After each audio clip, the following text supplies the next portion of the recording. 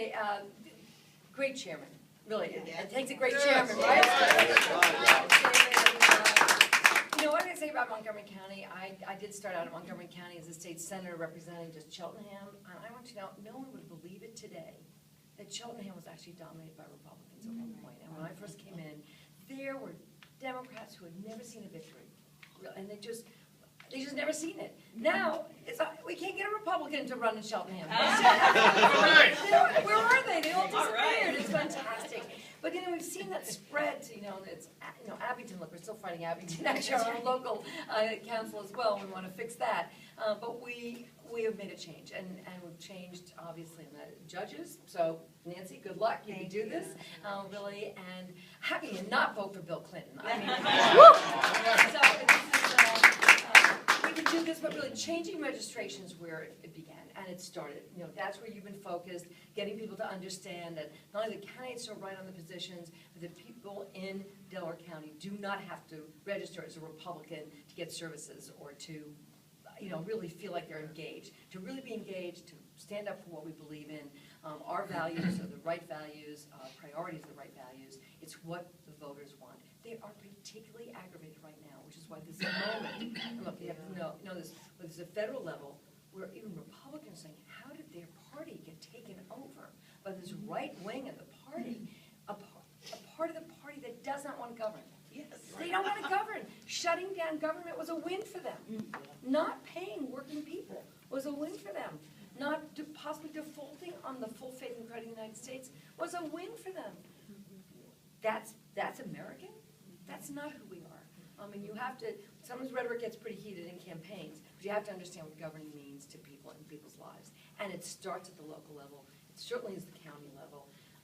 People don't always understand what the county does, and what the state does, and what the federal government does, or it all gets mushed together, but use it, because the voters are really angry at the Republicans for their own dysfunction, for their being so right-wing, for discrediting government and working people, and of course, use the fact that these Republicans are all tied to Governor Corbett, whose re-elect numbers and disapproval could not be.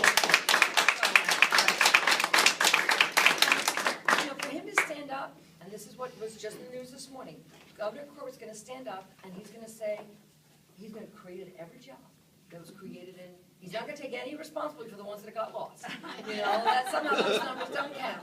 But he's going to stand up for every job that got created in the private sector. There are not big numbers. This is not something to be impressed about. He's going to stand up for funding education when we know that school districts across the state have been cut. And it's not just Philadelphia that was cut 22%, or Pittsburgh that was cut 15%. I hear it all the time. I was in Swarthmore. Rick Lowe was at this event.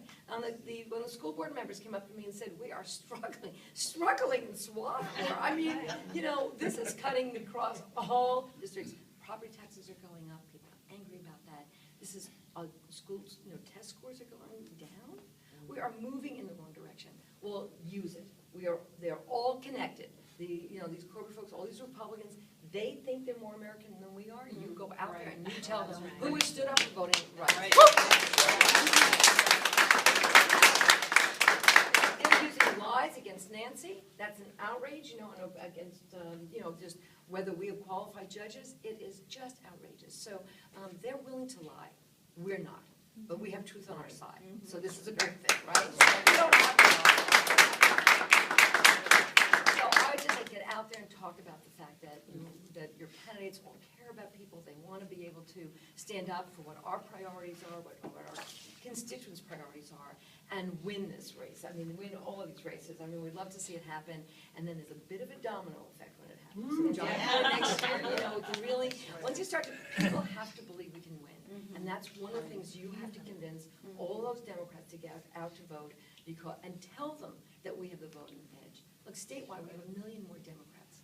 People say, how can you possibly win for Governor Allison? I said, we have 1 million more Democrats ready to go.